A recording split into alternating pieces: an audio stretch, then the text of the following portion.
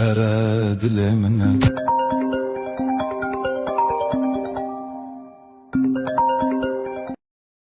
Alo. Assalomu alaykum dadasi. Va alaykum assalom. Nima qilyapsiz? Ha, ovqat tayyorlayotgandim. Pishib qoldi. Ko'chaga ovqatlangani chiqamiz. Tayyor bo'lib qoluvdi-yu ovqat. Ha, bo'ldi, mayli.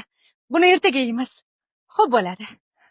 Dilimim bir xo'sha har dam bitar az duxozimda bebinim har roz har soat gulamini az hazdikamta kirmanji haragule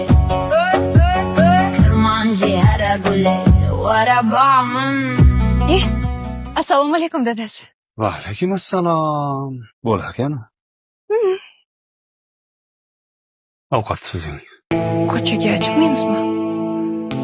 Ovqat sizing.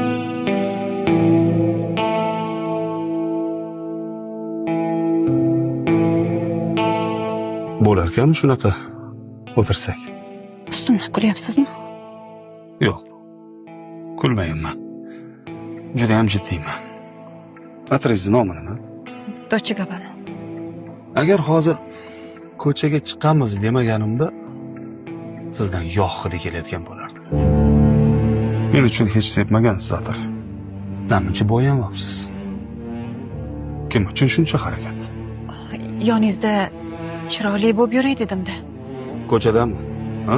Odamlar xotinni zo'r ekan deyish uchunmi? Axir ayol kishiman. Ko'chaga chiqqanimda o'zimga qarab chiqishim kerak-ku. Ko'chaga chiqayotganingizda o'zingizga qarab chiqishingiz kerak. Lekin ko'chadagilarni o'zingizga qaratishingiz kerak emas. Ko'chaga keladigan nechta kiyimingiz bor? Ko'p. Uyga kelgan nechta kiyimingiz bor? Uyda kiyadigan kiyimingiz yo'q. Uyda meni eski futbolkamni kiyib yurasiz. Tushundim. Ro'zg'orda kamchilik bormi? Hamma narsa bor shukr. Mehmon kelganda qanaqa dasturxon tayyorlaysiz? To'kit. Unda men hozir ko'chaga chiqib, 1 soatdan keyin mehmon bo'lib kelaman.